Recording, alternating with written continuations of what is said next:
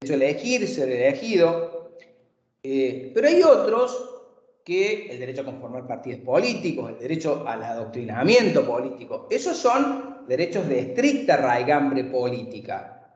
Pero hay otros que se politizan a pesar de ser derechos civiles y que están expuestos en el artículo 14. Por ejemplo, el derecho de reunión. Yo me puedo reunir en una charla de café, me puedo reunir para armar un partido de fútbol, me puedo reunir para distintas situaciones de la vida que nos depara a cualquier persona. Pero me puedo reunir con fines políticos también. Entonces es un derecho civil que puede tener directa vinculación a la finalidad, que en este caso es el ejercicio de un derecho político, el derecho de reunión, que puede ser una reunión de un partido político o a lo mejor por fuera de un partido político los efectos de constituir un partido político. También tenemos otro derecho que es el derecho de peticionar a las autoridades. El derecho de peticionar a las autoridades puede también ser ejercido con una finalidad política.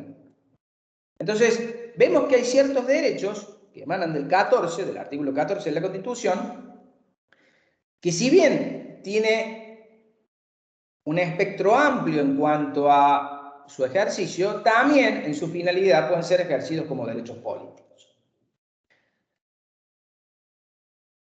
Debo reconocer que también los derechos políticos se encuentran contemplados en dos instrumentos internacionales que tienen jerarquía constitucional, que es el Pacto de San José de Costa Rica, que en el artículo 23 lo reconoce, y en el Pacto Internacional de Derechos Civiles y Políticos, en el artículo 25. En esos dos instrumentos internacionales, con jerarquía constitucional, se reconocen también los derechos políticos que tienen todos aquellos estados que conforman, digamos, lo que es, digamos, la conformación del bloque de países americanos que se sujetan a la Corte Interamericana de Derechos Humanos, que han ratificado esta serie de tratados y que se avienen a reconocer el sistema de justicia interamericana. Entonces tenemos Constitución, dijimos que con anterioridad a la reforma del 94 era un derecho que podríamos considerarlo implícito o que se derivaba en algunos casos del artículo 14 de la Constitución, en lo que hace al derecho a reunión, el derecho a peticionar, publicar las ideas por la prensa, también en lo que tiene que ver con la publicación de las ideas por la prensa, también puede ser ejercida con una finalidad política. Entonces, tenemos que distinguir aquellos derechos estrictamente de naturaleza política, como el de ser elegido, el de elegir y ser elegido, el de conformar partidos políticos, el de participar en la vida de los partidos políticos, todas esas cuestiones que tienen que ver con derechos que son de naturaleza estrictamente política. Y que, bueno, y que estos han tenido reconocimiento a partir de la reforma de 1994 en los nuevos derechos y garantías, y si ustedes lo van a ver, están a partir del artículo 36, pero particularmente en nuestro caso, en esta unidad, nos interesa el 37 y el 38, porque el 37 habla de que esta Constitución garantiza el pleno ejercicio de los derechos políticos con arreglo al principio de la soberanía popular, el de las leyes que se dicten en su consecuencia, y después viene la caracterización del sufragio. El 38 nos habla ya de los partidos políticos como instituciones fundamentales del sistema democrático republicano que reconoce nuestra Constitución Nacional. Pero su creación obviamente está sometida a determinados parámetros que son fijados por la ley de partidos políticos, que es la 23898. Teniendo presente esto, podemos determinar que los derechos políticos, el más importante, elegir, ser elegido, el derecho a conformar partidos políticos, el derecho a participar en las instituciones de la democracia semidirecta, artículos 39 y 40 de la Constitución, o sea, presentar proyectos de leyes y participar en las dos instituciones más importantes que tiene los institutos de la democracia semidirecta, que son participar en aquellas consultas, en la consulta popular, que puede ser un plebiscito, cuando es no vinculante, o cuando es vinculante, que es un referéndum, el referéndum de algún tema, de una ley. Entonces, tener presente, después van a ver con más profundidad todo lo que tiene que ver con los institutos de la democracia semidirecta en otra unidad. Acá lo que nos interesa es verlo desde el punto de vista de los derechos políticos, como la participación de los ciudadanos de manera casi directa en la presentación de proyectos de leyes ante, digamos, con un procedimiento especial ante las cámaras, perdón, ante las cámaras del Congreso, lo que implica que hay una participación activa de la ciudadanía en lo que tiene que ver con la generación de proyectos de leyes y lo que tiene que ver con las dos instituciones que son el plebiscito y el referéndum, que tienen que ver si uno es vinculante y otro no vinculante. En la posibilidad de votar este tipo de actos de gobierno que se les consulta a la ciudadanía.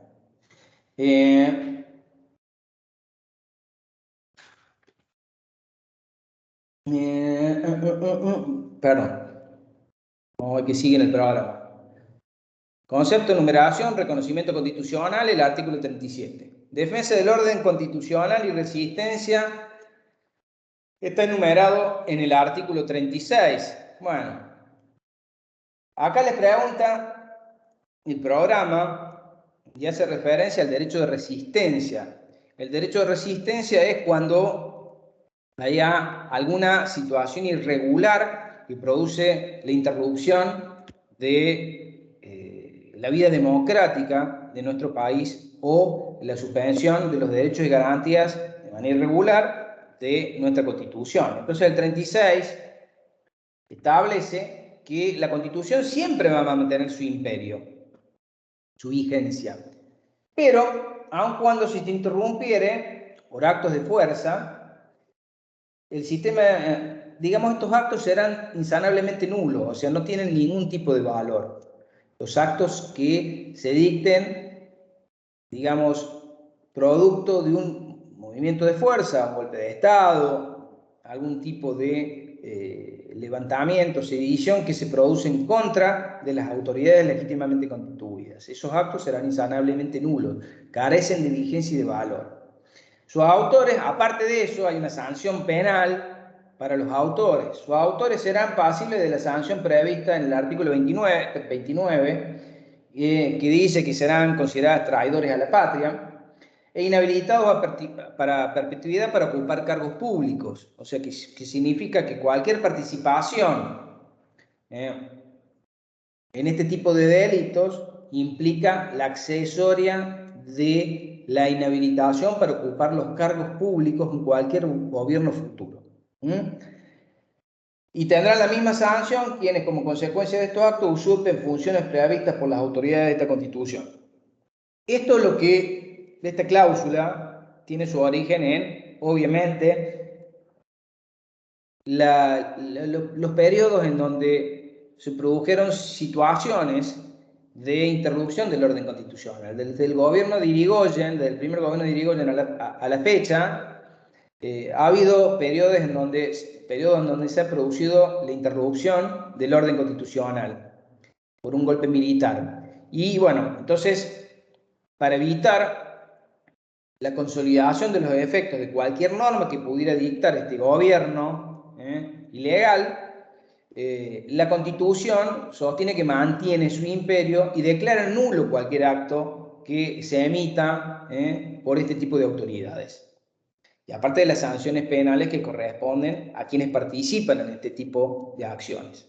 Pero bueno, eso es lo que hace al punto del programa que les exige la defensa del orden constitucional y de la resistencia, o sea, la resistencia que tenemos todo ciudadano en armarse en pos de defensa de la patria. O sea, el derecho a resistencia puede ser tanto activa como pasiva. Generalmente la población lo ejerce de manera pasiva de resistirse y convalidar este tipo de acciones por el cual se pretende interrumpir la vida democrática de nuestro país. En el punto 2, o el punto B, habla del sufragio. Bueno, habiendo explicitado los derechos que dijimos, ya hablamos de peticionar a las autoridades, que de peticionar a las autoridades me quedó por mencionarles que esa petición que se puede introducir a las autoridades puede ser mediante simples reclamos, simples peticiones, pueden ser verbales o escritas, como también pueden ser instrumentadas a través de acciones, como la acción de amparo del artículo 43 de la Constitución Nacional, que es un procedimiento expedito y rápido que permite acudir ante un juez, el juez competente, para que dirima aquellas cuestiones que requieren de la atención urgente de la justicia ante la afectación de un derecho. Por supuesto que en el caso de la vulneración de algún derecho de índole político, el Código Nacional Electoral, la ley 19.945, sostiene y tiene previsto la acción de amparo para aquella persona que se ve privada en el día del comicio del ejercicio de su derecho. Puede ir ante el juez electoral competente, plantear una acción para que se tutelen el derecho a ejercer y elegir, participar en el acto eleccionario en el caso de haber una ilegítima restricción a ese derecho, o arbitraria y ilegítima restricción al derecho. Pero para eso hay que acudir ante el juez. En este caso, si es una elección nacional, el juez federal competente, que en el caso de la provincia de Córdoba, a nivel nacional, es el juzgado federal número 1 de Córdoba, que es el que tiene competencia electoral en toda la provincia. En la provincia de Córdoba, el único juzgado que tiene competencia electoral es el juzgado federal número 1 de Córdoba. Quizás en el día del comicio nacional, prefiriendo no municipales ni provinciales, digamos, que permite a aquellos juzgados del interior, tanto el juzgado federal de Río Cuarto, el de San Francisco, el de Belville, el de Villa María, funcionan como una extensión de ese, en cuanto a la competencia, ¿no?, de ese juzgado federal número 1 de Córdoba a los efectos de las presentaciones que se pudieran hacer. Hoy esto, en cierta forma, mucho carece de sentido. El tema de la apertura, la necesaria apertura de los juzgados en el interior, porque como hoy todo lo que tiene que ver con el proceso judicial se ha digitalizado, o sea, el proceso judicial hoy se materializa 100% a través de medios digitales, entonces no hace falta la presencia física de aquel elector que se ha visto afectado con un escrito, un soporte papel, presentándolo ante el juzgado federal número 1 de Córdoba. Hoy lo puede hacer directamente subiéndolo a la bandeja de entradas digitales, la mesa de entrada digital que tiene la justicia federal en cada circunscripción, el juzgado federal número 1 de Córdoba, el de Río Cuarto, el de San Francisco, el de Belville, todos tienen su mesa de entrada virtual. Entonces ahí se podrá presentar ese amparo, ese amparo electoral a los efectos de tutelar los derechos que pudieran ser vulnerados. Esto me quedó en el tintero porque cuando hablamos del derecho a peticionar, seguí con los otros y me olvidé de mencionar, digamos, la posibilidad de peticionar a las autoridades, pero en función directa a la afectación de un derecho de naturaleza política, que es el amparo, que es el amparo electoral. Bueno, hablamos ahora estrictamente del sufragio. El sufragio, hay una discusión en parte de la doctrina, algunos lo consideran un derecho, otros lo consideran un deber. En general, yo lo considero un derecho de naturaleza política, un derecho público de naturaleza política que le permite a aquellos ciudadanos ejercer el derecho a elegir. pero con la obligación, como el voto es obligatorio, de que a todas aquellas personas que se encuentren dentro del padrón electoral y no estén exceptuadas por la ley en el día del comicio a no materializar su comparecencia a elegir, es una obligación. Si no están exceptuados, por ejemplo, el caso de los menores, los mayores de 16 hasta los 18 años. Esas personas que tienen 16 y han hecho la opción de quedar incorporados al padrón electoral, el voto para ellos no trae ninguna consecuencia jurídica, que es distinta a la situación para los mayores de 18 años. Los mayores de 18 años podrán ser pasibles de una sanción, inclusive de una multa. El Código Electoral, para aquellas personas que infringen, digamos, la obligación de concurrir el día del comicio a votar, a emitir el sufragio, no es lo mismo votar que emitir el sufragio, después lo vamos a aclarar, pueden recibir una sanción. Por supuesto que hay excepciones, por ejemplo, todas las personas que están afectadas al acto del comicio, la fuerza de seguridad, la fuerza militar, los empleados del correo, todos los médicos que están en las instituciones públicas afectados al servicio de emergencia, el personal de la justicia que está afectado de la justicia electoral que está afectado al acto del comicio. Eso no tiene la obligación de votar ese día. Todo lo demás sí la tiene. Por eso le estoy diciendo que es un derecho deber. El derecho, sí, podemos elegir, ejercer el derecho a elegir. O también votar en blanco, no elegir a nadie. Por eso estamos dentro de la libertad, en ese caso.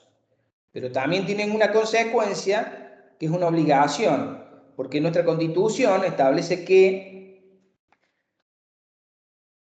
todo lo que tiene que ver con el artículo 37 de la Constitución, que el sufragio es obligatorio. Si ustedes lo leen, en el último punto, van a ver que dice que el sufragio es universal, es igual, cada persona vale un voto. No hay voto calificado. Y es secreto, obviamente, y obligatorio. Después ahora vamos a pasar a explicar cada una de estas características, pero yo me quería detener en por qué la obligatoriedad. O sea, si bien es un derecho público que tenemos reconocido, inclusive por la Corte como derecho público, que permite la participación ciudadana en la elección de aquellos sujetos que van a componer las más altas magistraturas del país, esto no significa que no esté desacoplado de la obligación de concurrir ese día, si no está exceptuado. Entonces, por eso hablamos de un derecho deber.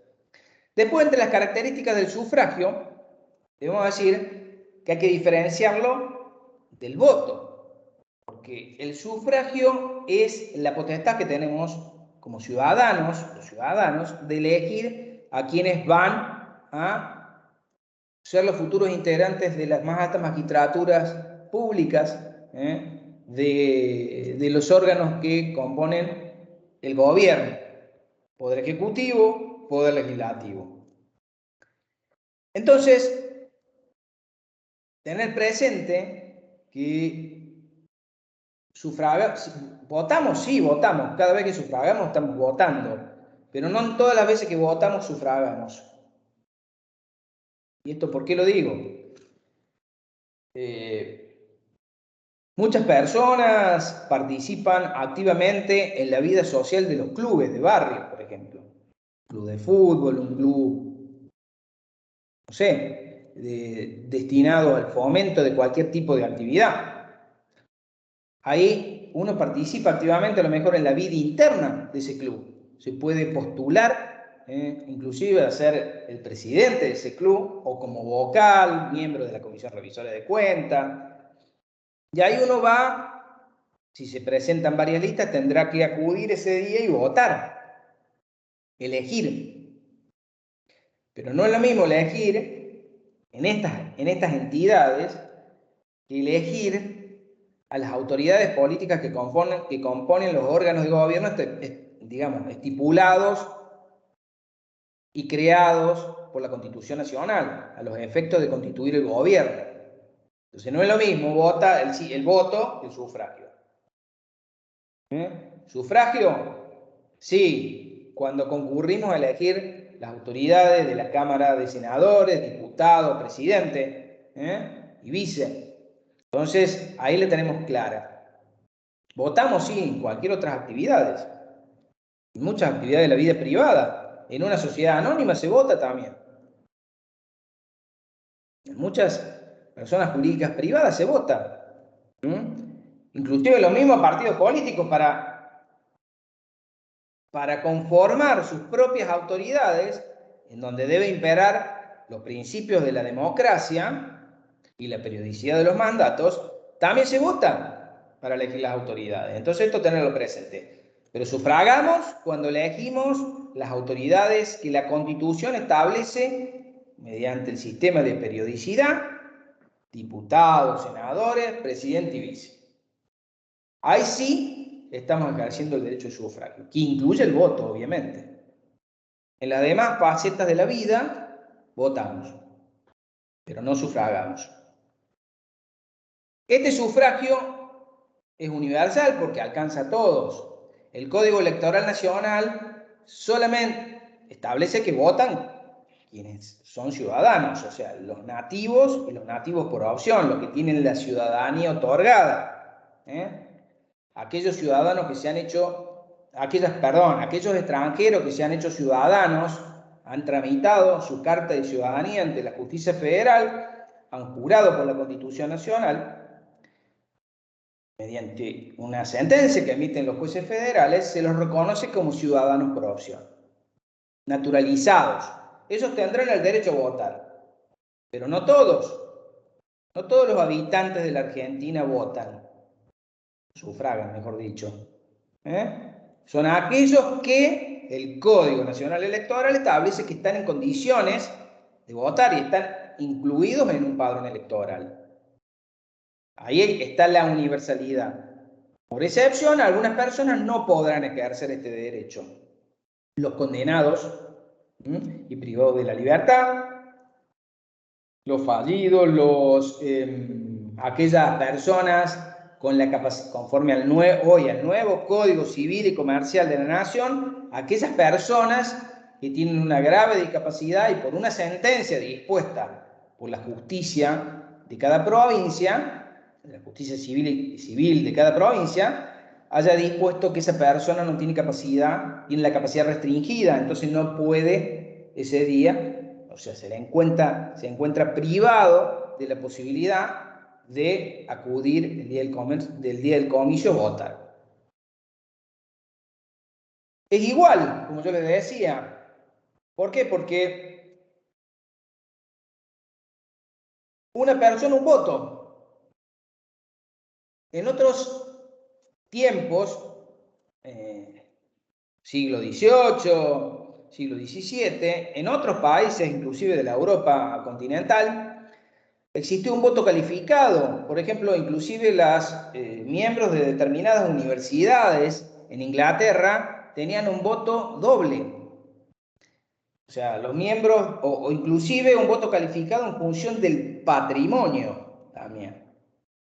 O sea, no solamente por aquellas personas que tenían conocimientos otorgados por un título específico de una determinada universidad, sino también por la capacidad económica. Bueno, nuestro sistema constitucional, nuestro sistema electoral, ha hecho la elección de que una persona, un voto. El principio de igualdad ante la ley se ve reflejado, obviamente, en el artículo 37, último párrafo, en lo que tiene que ver con considerar que una persona equivale a un voto. O sea, todos podemos concurrir, todos vamos a ser tratados de la misma forma en lo que hace al valor de la elección que realizamos al momento de ingresar al cuarto oscuro. Después nos dice que es secreto, ya que estábamos hablando de cuarto oscuro, bueno, que el voto es secreto. Hace referencia a que previo al dictado de la ley al dictado de la ley Sáenz Peña en 1912, hubo periodos en donde el voto no era plenamente libre para la persona que pretendía ejercerlo. Y había restricciones indebidas por parte de los partidos políticos que existieron en ese momento, en donde, como no estaba garantizado que el voto fuera secreto, inclusive se influía sobre determinadas personas, se incidía sobre determinadas personas, sobre todo los empleados, para que votaran en tal o cual sentido. Entonces, como el voto no era secreto, había cierta, por así decirlo, interferencia y falta de transparencia en lo que tiene que ver con las reglas de la elección de los gobernantes. Entonces estas prácticas fueron desterradas, hubo partidos políticos que tuvieron una activa participación en lograr luchar porque, digamos, las personas pudieran votar libremente y sin ningún tipo de interferencia al momento de elegir a sus autoridades, al momento de elegir a las autoridades que ellos consideraban que eran las que las representaban. El Partido Radical en ese sentido fue digamos, una institución dentro de lo que estamos hablando de la política argentina que influyó positivamente para que se dictara la ley Sáenz Peña y se reconociera el voto como un voto universal, igual y sobre todo secreto para quienes ejercían el derecho a elegir a las autoridades de nuestro país. Entonces, eso tenerlo en cuenta que no siempre fue así. Estamos hablando de 1912, recién que se dio la posibilidad de reconocer a través de la ley Sáenz Peña que pudiéramos elegir a nuestros gobernantes sin ningún tipo de interferencia.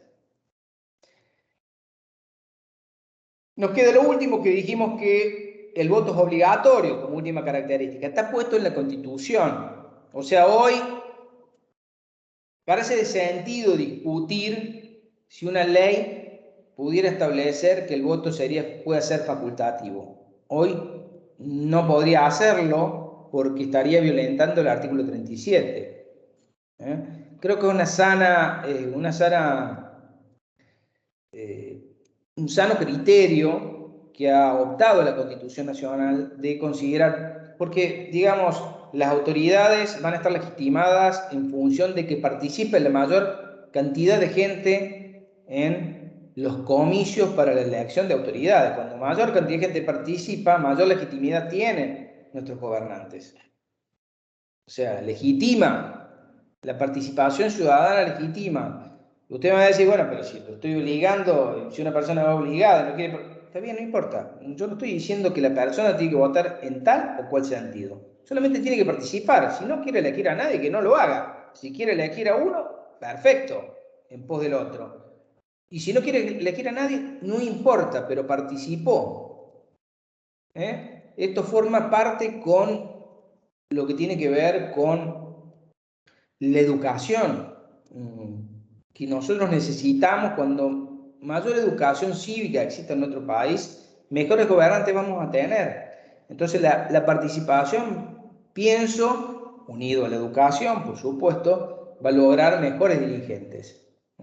Y también, obviamente, tiene que ver con nuestra responsabilidad como ciudadanos de elegir a los mejores o de participar en la vida de los partidos políticos a efectos de que podamos elegir a los mejores candidatos.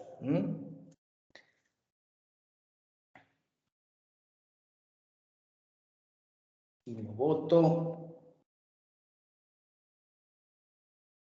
Espera que voy al programa, si no, ¿cómo sigue?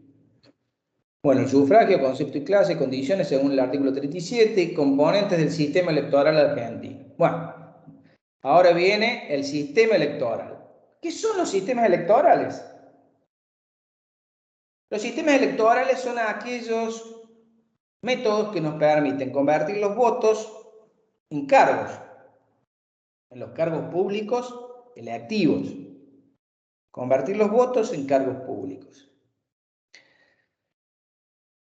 Hay muchos sistemas electorales. A lo largo de nuestra historia argentina se adoptaron varios. Desde 1912, inclusive, se adoptaron algunos, como por ejemplo el de lista completa. La ley Sáenz Peña adoptaba el sistema de lista completa. ¿Qué significa el sistema de lista completa? Es un sistema mayoritario. El de lista completa era que, digamos, el partido que sacaba la mayor cantidad de votos era el que se llevaba todos los cargos. Se elegían 3, el que ganaba se llevaba los 3 cargos. Era un sistema mayoritario. Hay otros sistemas que son los sistemas proporcionales, hay un sistema mixto, hay sistemas minoritarios también, hay sistemas uninominales, hay sistemas de voto acumulativo, que ya lo vamos a ver, hay una innumerable cantidad de sistemas electorales. Yo voy a focalizar y puntualizar cuáles son los que se han utilizado en la Argentina. Les acabo de decir cuál hizo opción por la ley Sáenz Peña, que es el de lista completa. Después tenemos el de lista incompleta. ¿Qué significa el de lista incompleta? El de lista incompleta significa que es un sistema electoral en donde ya participa la primera minoría. El de lista incompleta significa que, por ejemplo, de 3 cargos, 2 se lleva quien gana la elección y el cargo restante la primera minoría. Este sistema de lista incompleta es el que está previsto para la elección de los senadores nacionales por las provincias y la Ciudad Autónoma de Buenos Aires. Se eligen 3, 2 por la mayoría y el restante por la primera minoría. Todos los sistemas tienen generalmente ventajas y desventajas. Por ejemplo, el de lista completa, obviamente que no hace falta que les diga cuál es la desventaja, la poca representación en cuanto a las minorías. El de lista incompleta representa parcialmente a las minorías porque es una sola minoría la que accede a la cobertura de uno de los cargos. Después tenemos el de voto uninominal o de circunscripción uninominal. Perdón. La circunscripción uninominal está vinculada a la distribución del territorio en cargos, ¿no? O sea, se divide el territorio en función de tantos cargos a elegir hay. A veces eso como ventaja tiene acercar, digamos, el candidato al lugar que se elige. O sea, la gente lo va a conocer mejor, eso es bueno. Pero atomiza, en cierta forma, todo lo que tiene que ver con la elección. A veces la fragmenta demasiado en cuanto a la participación de distintos actores que por ahí no van a conformar ninguna mayoría. Hablo en el órgano legislativo, por ejemplo. Después el de voto acumulativo, que no es, ojo, voy a hacer la aclaración, no debe confundirse con lo que hemos vivido hace poquito, que es el sistema de las PASO, que es otra cuestión. El sistema de voto acumulativo tiene que ver que es la participación de las internas, o sea, se lleva adelante la elección general con las internas de los partidos políticos al mismo tiempo. Que esto es lo que se denomina la ley de lemas. La ley de lemas, que ha tenido vigencia en Santa Fe, en la provincia de Santa Fe, en Chubut, en otras provincias, Formosa también, donde está el voto acumulativo, ley de lemas. ¿Qué significa? Que todos, o sea, la interna del partido se dirime en esta elección general. Y cualquiera de esas listas, hay una lista que va a ganar dentro de la interna de ese partido. Y todas las demás listas que perdieron suman los votos, son como colectoras de la lista que gana. A lo mejor la lista ganadora sacó un 20% y el partido de la oposición sacó un 23%. Pero si yo sumo las colectoras, capaz que esta suma un 35, 36% y esta se quedó ahí. Entonces, el sistema de la ley de lemas, el del voto acumulativo, implica, en cierta forma, que se dirimen al mismo momento de la elección general la interna del partido. Después también tenemos los sistemas proporcionales. ¿Qué implican los sistemas proporcionales? Un sistema mucho más justo. El sistema proporcional, el de cociente, o el sistema D'Hondt, que es el que impera en nuestro país, que fue un abogado belga y matemático que impuso este sistema en Europa y es un sistema mucho más justo, se utiliza para la elección de los diputados nacionales. Se va dividiendo la cantidad de votos por 1, por 2, por 3, por la cantidad de cargos electivos. Y de eso se obtiene, digamos, un cociente que es el que se asigna para el reparto de las bancas en función del cociente. El sistema proporcional obviamente es mucho más justo, que es el que impera para la distribución de los, digamos, de los diputados nacionales conforme a la Constitución Nacional. Dijimos, senadores, lista incompleta, diputados, al sistema proporcional D'Hondt. ¿Qué sistema nos queda? Nos queda el sistema de balotage o doble vuelta.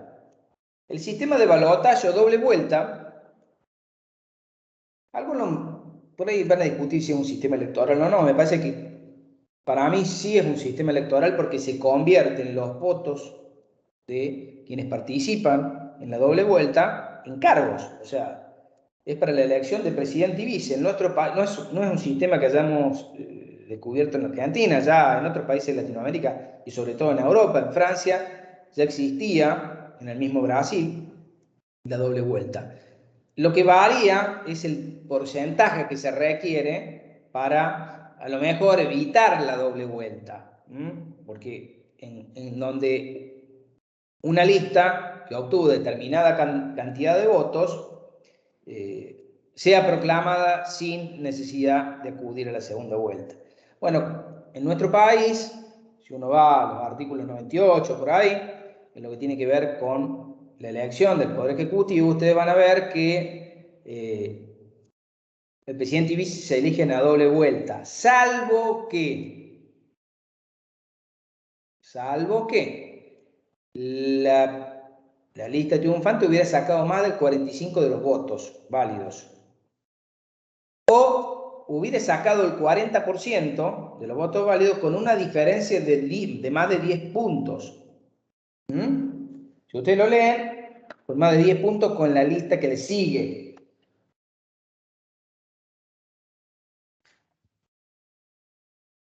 Si ustedes van al 98, cuando la fórmula que resultare más votada en la primera vuelta hubiera obtenido el 45%, por lo menos de los votos afirmativos, votos válidos, válidamente emitidos, y además existiera una diferencia mayor de 10 puntos porcentuales respecto al total de los votos afirmativos, válidamente emitidos sobre la fórmula que le siguen el número de votos, sus integrantes serán proclamados como presidente y vicepresidente de la nación.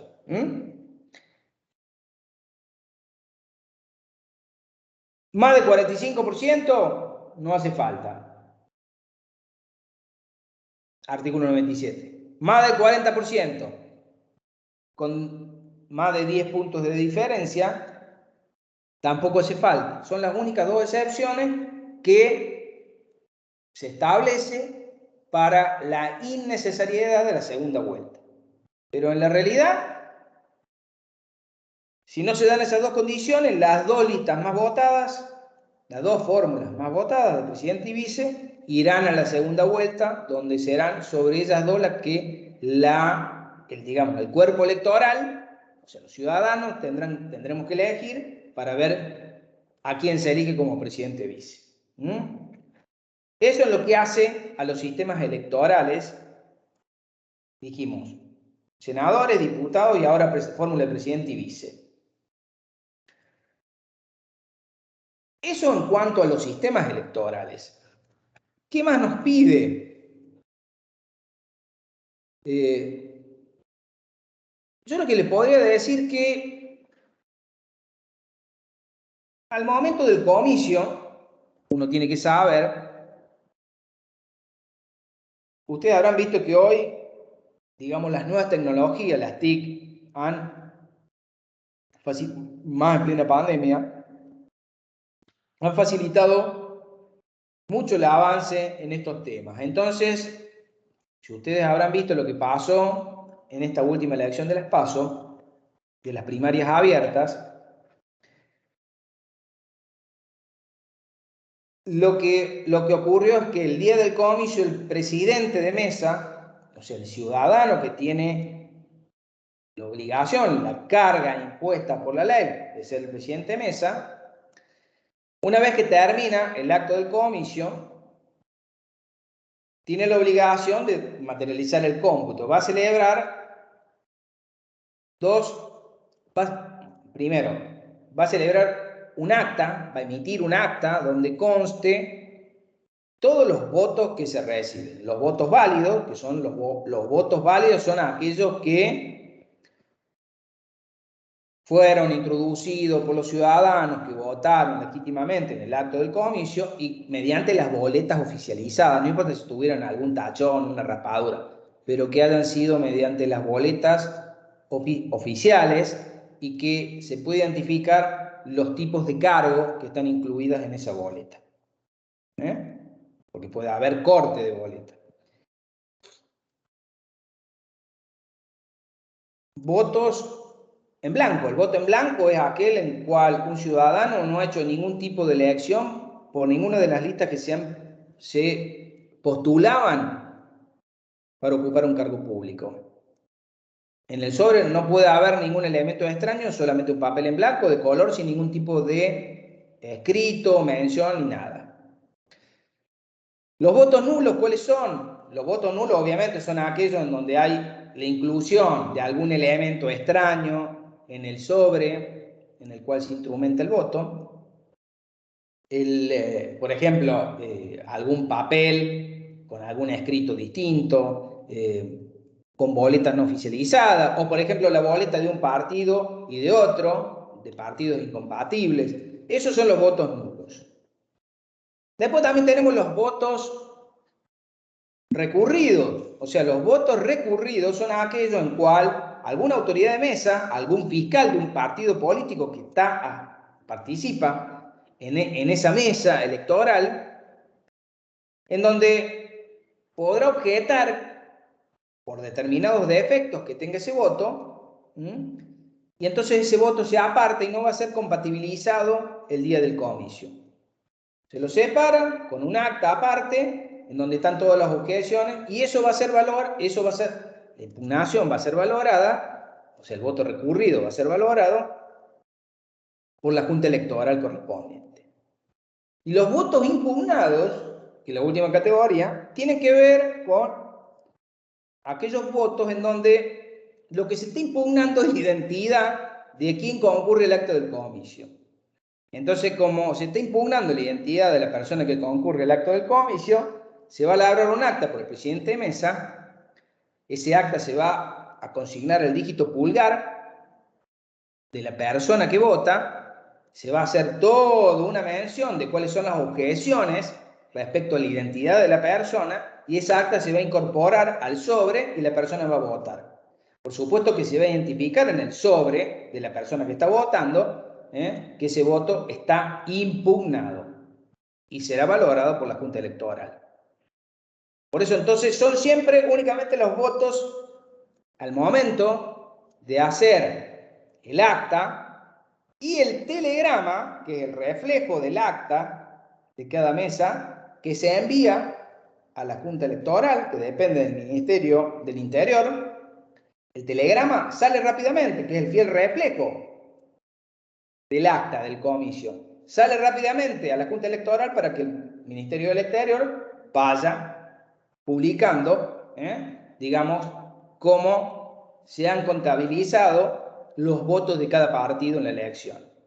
Y eso permite la agilización, porque esto depende de sistemas informáticos, también depende de que el correo con su sistema funcione Imagínense la capacidad que tienen que tener los servidores para este tipo de cosas o la capacidad del sistema informático para contabilizar los telegramas de todo el país. Entonces, la rapidez que se requiere. Por eso esto requiere, digamos, el Ministerio del Interior, que es la autoridad competente para supervisar todo lo que tiene que ver con los comicios en la República Argentina y a la vez, si hay algún conflicto vinculado a lo que tiene que ver con las personas que votan o los votos en última instancia, es la Justicia Nacional Electoral. Por eso tener presente que esta situación tiene dos controles: el control administrativo interno del Ministerio del Interior, de la Junta Electoral, Ministerio del Interior, y el control judicial a través de la Justicia Nacional Electoral. Entonces, esto, tenerlo presente, cómo funciona el doble control judicial y administrativo. Expuesto esto, me parece que por ahí nos quedaba hablar de las fuerzas políticas. Dentro de las fuerzas políticas, que es el último punto que a ustedes les pide el programa, van a encontrar fuerzas políticas, conceptos, clasificación. Bueno, dentro de las fuerzas políticas van a encontrar algo que ya hemos mencionado: fuerzas políticas institucionalizadas y aquellas que no están institucionalizadas. Las institucionalizadas son las que la ley o la Constitución reconoce como actores activos en la participación de la vida política del país. En la Argentina, conforme a la Constitución, luego de la reforma de 1994, la única fuerza institucionalizada que se reconoce para la participación en la vida política son los partidos políticos. Y los partidos políticos, ¿por qué lo digo? Porque son muy importantes. Debo decir,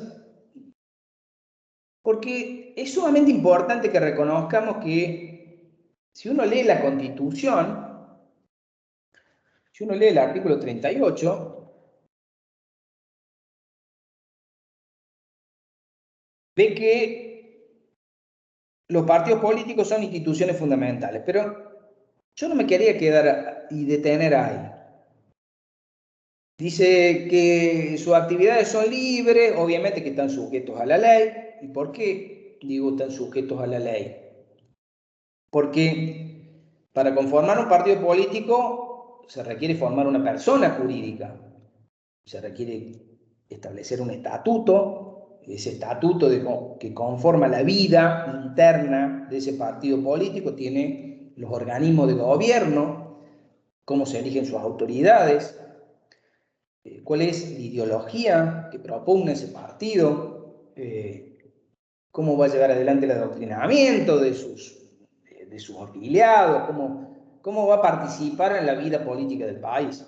Bueno, todo esto tiene que ser evaluado por la justicia electoral, que son los que otorgan la personería jurídica, la posibilidad de funcionar.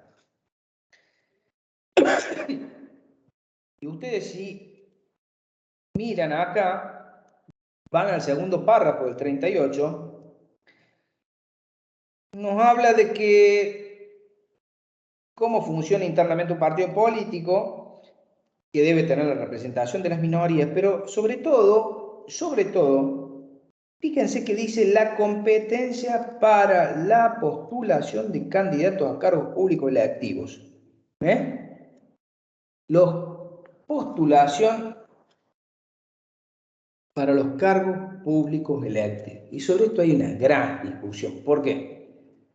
Me decís, bueno, pero ¿por qué yo no me puedo postular por fuera de un partido político a un cargo electivo?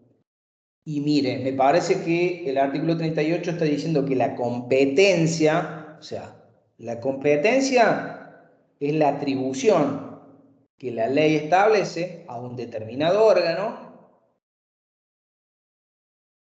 para materializar determinada actividad. Puede ser de la actividad de la administración pública, privada, pero yo le estoy reconociendo una determinada atribución.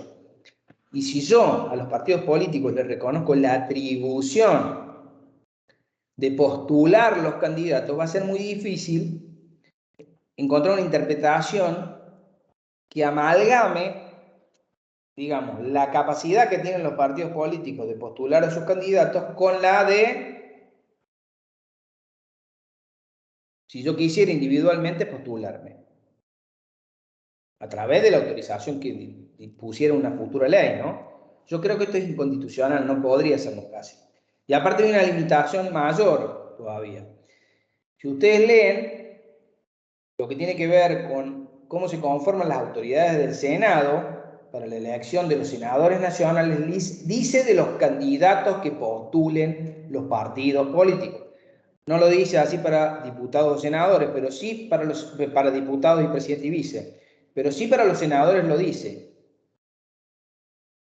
Entonces, si uno amalgama, interpreta en conjunto las normas de elección de senadores, el 38, y va a ser muy difícil que salga una ley que permita una postulación de candidatos por fuera de los partidos políticos.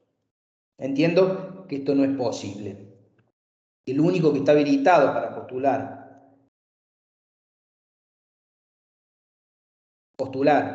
a aquellos candidatos son los partidos, a ocupar cargos públicos electivos, ¿no? Son los partidos políticos. En este sentido, creo que no hay duda, es mi interpretación, puede haber otra interpretación distinta. Hay algunos que interpretan que esto podría ser factible a través del dictado de una ley.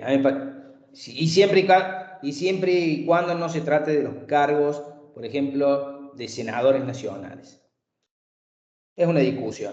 En mi opinión, creo que no se podría. La competencia es atribuida por la Constitución a los partidos políticos. Bueno, dijimos, partidos políticos, atribución del control sobre la personería jurídica, la justicia nacional electoral. Dijimos que, ¿qué pasaría si algún partido político pudiera en su estatuto o en sus fines, en sus objetivos, la exposición de su ideología, pretendiera imponer los principios del Partido del nacionalsocialismo, del Partido Nazi? ¿A usted les parece que podría ser, vivimos un derecho constitucional de la libertad, ¿no? Que pudiéramos habilitar a la participación, digamos, en la postulación de candidatos a un partido con esa ideología? ¿Les parece que podría ser válido? No, profe. No. Para nada. Todos aquellos Estaríamos fines discriminatorios. violando lo que se estipuló en el Pacto de San José de Costa Rica con respecto a los derechos humanos, o sea, estaríamos violando eh, lo firmado en cuanto a los derechos humanos y ni hablar de artículos constitucionales donde se habla de la libertad y de la igualdad de todos los ciudadanos. También le podría yo decir que está violando la libertad participar. Acá el quid de la cuestión pasa porque ¿cuál es la finalidad? Si la finalidad es crear un partido que tenga como finalidad la discriminación, la preponderancia de una raza, de una determinada religión, y bueno, eso no va a tener un buen final. Entonces, esto ya se ¿Y qué discutió y la pasa, Corte... profe, por ejemplo, me parece que lo habíamos tocado en otra unidad, con los partidos que en su estatuto no lo tienen estipulado, porque obviamente la Junta Electoral no los habilitaría, pero en sus discursos hacen una arenga como muy explícita de este tema. No hay una condena por parte de la Junta Electoral. Hemos escuchado hace días el discurso de Milei diciendo somos mejores, somos superiores, muy explícito, Lo que ¿no? pasa, a ver, eso no es, eso no. Primero quería terminar de redondear esto. Lo del partido político que tuviera estos fines explícitos en su estatuto, ya la Corte Suprema, cuando tuvo la oportunidad de tratar el caso de la impugnación del partido Nuevo Triunfo, en donde la Justicia Nacional Electoral no permitió la habilitación de este partido, que en sus fines, digamos, pregonaba la exaltación inclusive de los símbolos del nazismo, o sea, pregonaba digamos, la preponderancia de conductas discriminatorias, de conductas de preferencia por una determinada raza. Entonces, esto era palmariamente discriminatorio y la Corte, en el año 2009, falló confirmando, digamos, el fallo de la Cámara Nacional Electoral por la no habilitación del otorgamiento de la personería jurídica de este partido. Y en lo que vos me preguntás respecto a los discursos que se vieron en el último tiempo, son dos cosas distintas, me parece. Porque lo que cada candidato pregone, cuando es candidato, no digo cuando ya es elegido y forma parte de, digamos, de alguna de las cámaras. Mientras es candidato, queda sujeto a la responsabilidad penal por lo que diga. ¿Se entiende? Porque vos lo que me Bien, o preguntás. sea, no iría al partido como representación de él, sino él como individuo. Claro, porque, ¿cuál es la historia? Porque, a ver, las autoridades del partido muchas veces no coinciden con los candidatos que se postulan para las elecciones. No son Claro, siempre bueno, los de mismos. hecho hemos visto en estas pasos un mix de posturas que van representadas en un mismo partido, ¿no? Eh, ¿Sí? por ejemplo, representantes que no tienen nada que ver a nivel ideológico con lo que expresa otro que va por el mismo partido. Eh, No nos olvidemos la posibilidad de conformar frentes, o sea, la justicia electoral, porque hay todo, el código electoral establece todo lo que tiene, regula toda la vida de los partidos políticos, la 23898, pero también regula la posibilidad de que estos partidos políticos se conformen alianzas en la postulación de candidatos, que es lo que vos me estás refiriendo. claro. Pero son dos cosas distintas las autoridades de los partidos, por eso yo te dije que la mayoría de las veces no coinciden para nada con los candidatos que se postulan para los cargos. ¿Y no Por es una eso, contradicción en la conformación del partido eso? ¿No se supone que deberían ser representantes fieles de lo que ellos en su estatuto en tienen su plataforma estipulado? electoral. Claro, Y bueno, pero vemos candidatos que han pasado por distintos partidos también. también, también, pero bueno, menos mal que no tenemos ley de lemas entonces, porque no veríamos. No, no, bueno, pero el sistema electoral de la ley de lemas tiene muchas ventajas en un aspecto que digamos, dirimir una interna, que esa es la ventaja que tiene con respecto a las PASO, con las primarias abiertas, ¿no? ¿Qué es la ventaja que tiene? Porque uno, en el voto acumulativo, en el mismo acto de la elección general, dirime la interna del partido. Claro, eso sí, pero ¿qué pasa, por ejemplo, con estos partidos que estamos hablando que tienen referentes muy opuestos en una misma plataforma partidaria, ¿no? Eh, es como complicado. Sí, es el juego de la política. Digamos, a veces vamos a encontrarnos No con sé, el se me ocurre candidato. una persona que en Buenos Aires vota Manes y no tiene nada que ver con una línea del PRO que promulga Santilli, o por lo menos no en lo que es la conformación del Estatuto de la Unión Cívica Radical, por más que vayan juntos Bueno, como alianza, ¿no? después van a ir como, que esa alianza ya está presentada, ahora está eso fue en una interna, Tal que cual, fue un ahora va a paso. haber unificación y vamos a ver qué se propone. O Bueno, lo que acá pasa es que mismo también uno en tiene que tener, Córdoba, entre Negri y Juez, ambas claro, personas que son totalmente opuestas en sus discursos, hasta en sus formas de emitir el discurso, y que van en una misma plataforma, por lo tanto, la construcción termina siendo, se diluye el fin del partido, ¿no? Es como que el partido pasa a ser una plataforma yo creo que electoral. Yo creo que también en estos tiempos tenemos que acostumbrarnos, yo lo digo desde un punto de vista de alguien que ya tiene sus años, ¿no? Perdón, porque tengo 57 años, entonces he visto ya pasar mucho tiempo en donde había periodos en donde hubo normalidad constitucional, en donde había dos grandes interlocutores, radicalismo y peronismo, y entre ellos dos dirimían el bipartidismo que siempre existió, hasta, yo diría, con fuerza, hasta la presidencia del doctor Menem, con fuerza, ¿no? El bipartidismo. Después del doctor Menem, el bipartidismo se empezó a diluir.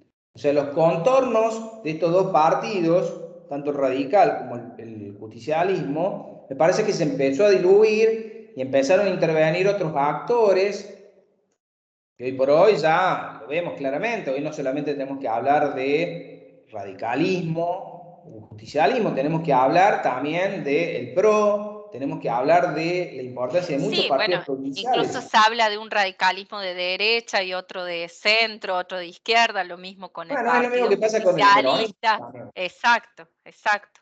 Sí, sí. Pero bueno, pero son tendencias y posturas que hay. Lo que pasa es que, bueno, la postulación de esos candidatos se dirime dentro de las internas de los partidos. ¿Quiénes participan en las internas de los partidos? Bueno, ahora, en las internas abiertas, con las PASO, somos todos el cuerpo electoral completo. ¿Se Claro, entiende? antes eran solo los afiliados que iban y votaban por su candidato. Claro, ahora hay mayor, digamos, hay una mayor participación ciudadana. Esto es positivo. Lo negativo, que ya lo vimos con la anterior elección, en el 2019, digamos, de la elección de la fórmula del presidente Alberto Fernández y Cristina Fernández de Kirchner, en donde desde que transcurrieron las pasos hasta que ocurrió la elección definitiva, digamos, la fórmula que perdió, que era el ingeniero Macri con ellos, remontó 10 puntos, pero estaba como 15 puntos abajo y remontó 10. Pero se le hizo muy difícil en las elecciones de medio término hasta el final perdón, la elección de medio término no, de la PASO hasta la elección definitiva del 2019, se le hizo muy difícil la gobernabilidad. Digamos, en países con un régimen presidencialista como el nuestro, el sistema de la PASO tiene esta complejidad. Y sí, Que porque de agosto a diciembre son muchos meses, como, o sea, no hay como una figura genera, fuerte al poder. genera turbulencias. En un régimen presidencialista genera mucha turbulencia. Y sí, ¿eh? Pero bueno, sí. son las consecuencias del sistema electoral que tenemos. Sí me quedaba por decir una cosa con respecto al sistema electoral, que algo mencioné al principio respecto, dijimos que con la ley Sáenz Peña en 1912 se permitió, se logró el voto universal, igual, secreto y obligatorio, pero solamente para los hombres. Las mujeres recién en 1947 lograron la posibilidad de ser tratadas como iguales con respecto a los hombres. Y la primera elección fue en 1951, en que participaron en igualdad de condiciones con los hombres. Logramos Pero ahí ser no se acaba el ciudadanas. tema con respecto a las mujeres. No nos olvidemos que ya en el año 91 hubo que dictar una norma, una ley, que garantizaba un piso mínimo del 30% para los cargos dentro de los candidatos electivos que tenían que ser mujeres.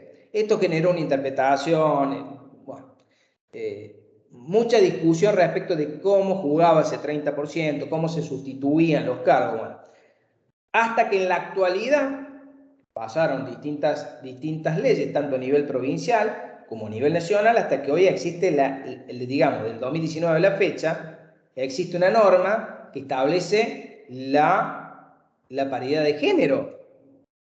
Un hombre, una mujer, un hombre, una mujer, un hombre, una mujer. ¿Se entiende?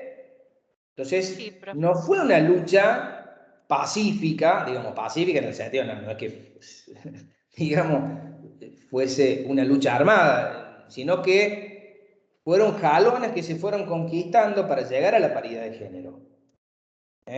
No quería olvidarme de mencionar eso porque si no, o sea, y obviamente en materia política el 38 está hablando de eso, de lograr acciones positivas para la equiparación del género entre hombres y mujeres.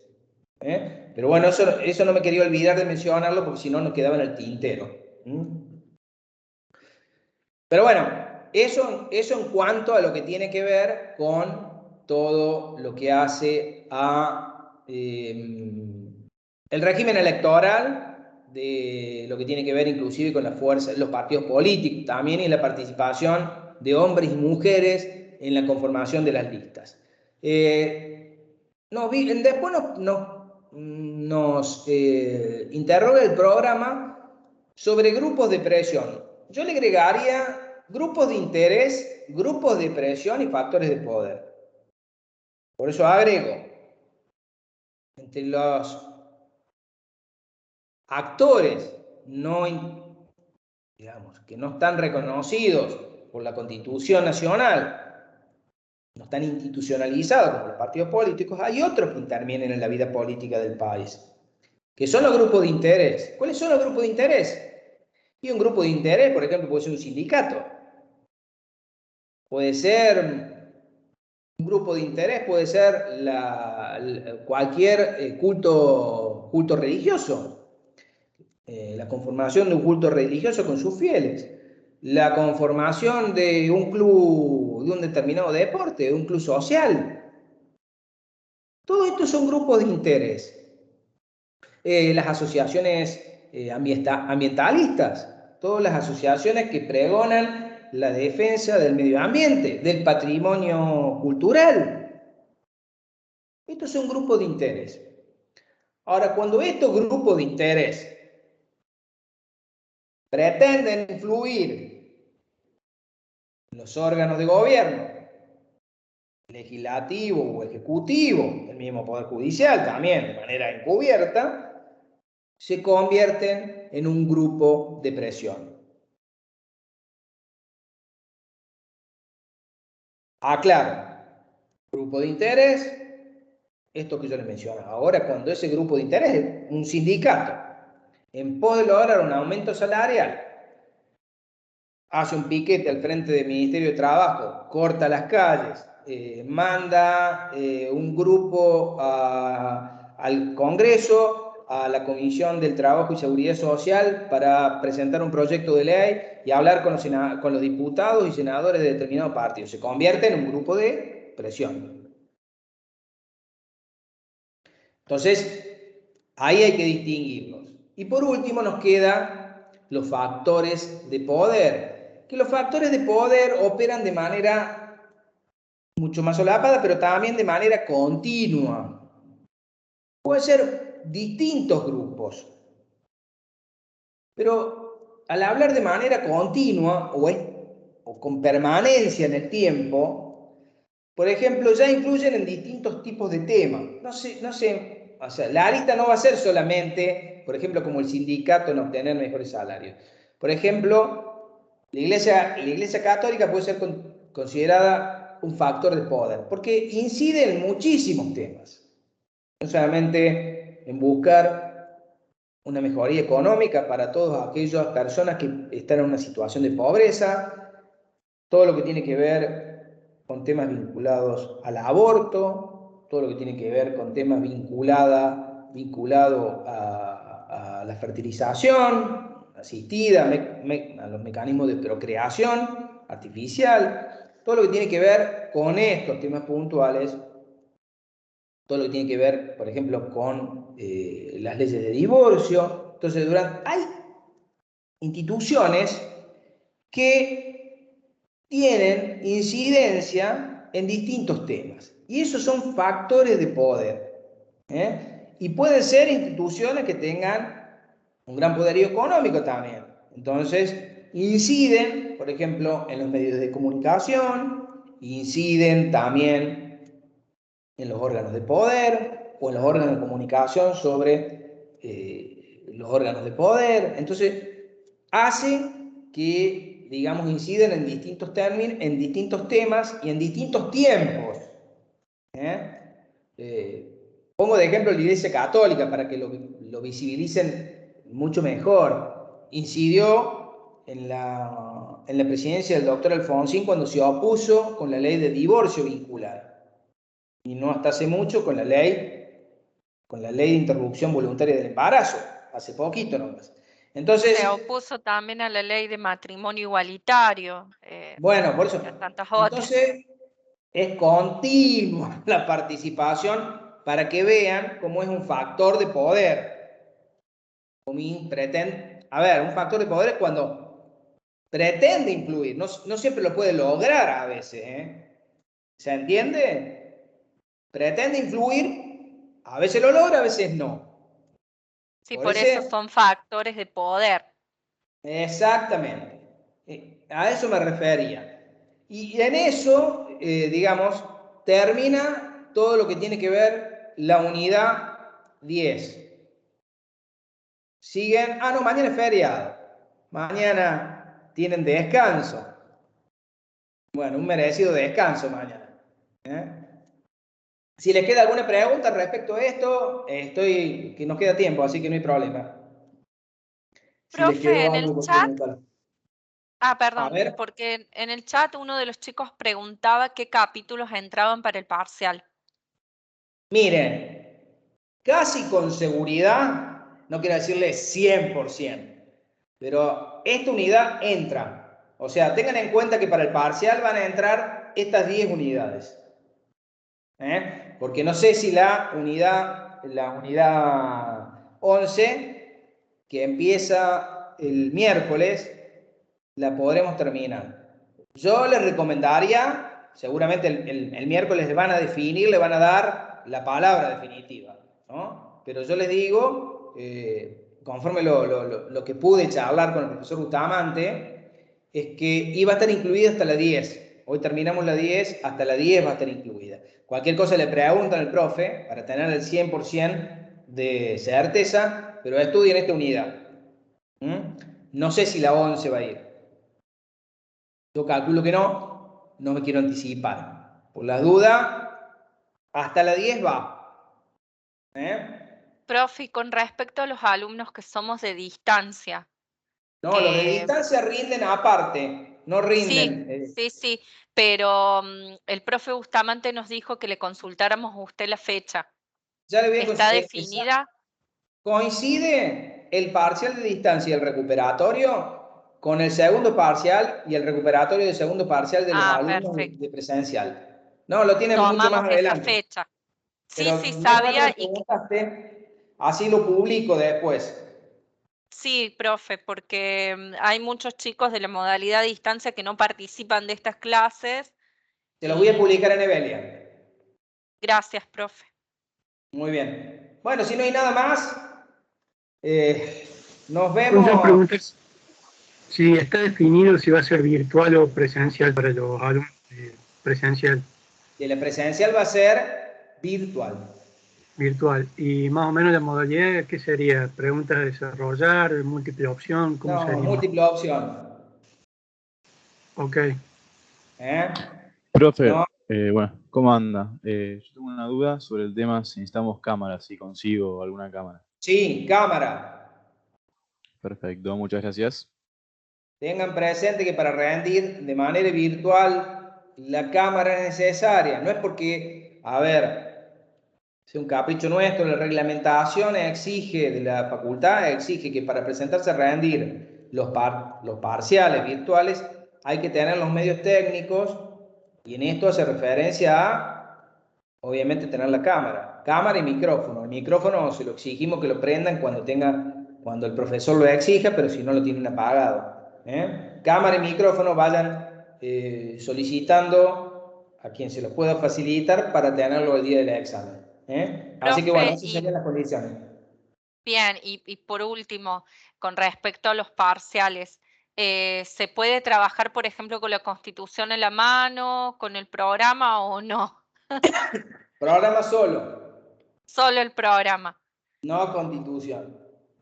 Bien, o sea que hay que acordarse de qué artículos se involucran en cada tema. No, es que no le van a preguntar. La pregunta, a ver, está vinculada, usted tiene que reconocer, o sea, como es múltiple opción, está la respuesta. Usted tiene que discernir cuál es la respuesta correcta. Bien. Bien, Bueno, o sea, no hace falta que nos memoricemos que el artículo 35 no, es que de no la tiene que Constitución. memorizarlo de memoria, nadie le va a pedir eso, porque, digamos, al ser múltiple opción, dentro de las opciones de cada pregunta está la respuesta correcta. Si ustedes han estudiado, se van a acordar cuál es la respuesta correcta. Tampoco es, digamos, la van a poder identificar. Así que bueno, Perfecto. vayan preparándose, obviamente. Sí, profe. Bueno, No, buen sí, ejercicio para sí. mañana, que la pasen lindo. Gracias, profe. Chao, chicos. Nos vemos, Chao. chao. Chao, profe.